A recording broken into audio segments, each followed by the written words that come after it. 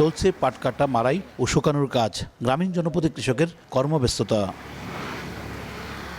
বংশ পরম্পরায় পাট চাষ করেন ব্রাহ্মণবাড়ী অঞ্চলের চাষিরা। বলেন, চলতি বছর আবহাওয়া অনুকূলে থাকায় ভালো ফলন হয়েছে। জানান, প্রতি বছর উৎপাদন খরচ বাড়লেও বাড়েনি পাটের দাম। দালাল মধ্যস্বত্বভোগীদের হাত থেকে রক্ষার জন্য হাওড় অঞ্চলের পাট চাষিরা পাটের ন্যায্য মূল্য নির্ধারণের দাবি জানিয়েছেন।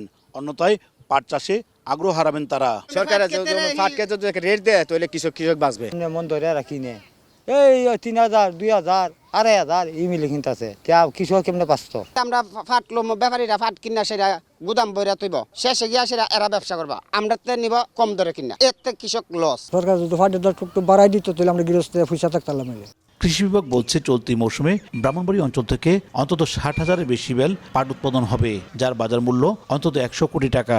প্রতি সপ্তাহে সর্বোচ্চ বার বিকাশ পেমেন্টে 50 জন হবেন পেমেন্ট চ্যাম্পিয়ন। জিতে নিন টিভি সহ আকর্ষণীয় সব প্রাইজ। এবার আবহাওয়া অনুকূলে থাকায় ফলন আশা করছি ভালো হবে এবং কৃষক বাজার দর ভালো থাকায় তারা ন্যায্য মূল্য পাবে। পাটজাত পণ্যের উৎপাদন বৃদ্ধির লক্ষ্যে বিশেষ প্রশিক্ষণের ব্যবস্থা করা হয়েছে। রপ্তানি করতে চাইলে সহায়তার কথা জানিয়েছে কৃষি বিপণন অধিদপ্তর।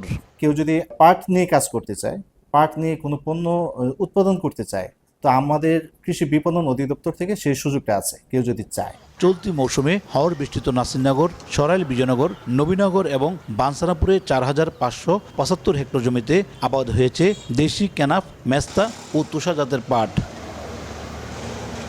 উজ্জ্বল চক্রবর্তী, সময় সংবাদ, ব্রাহ্মণবাড়িয়া।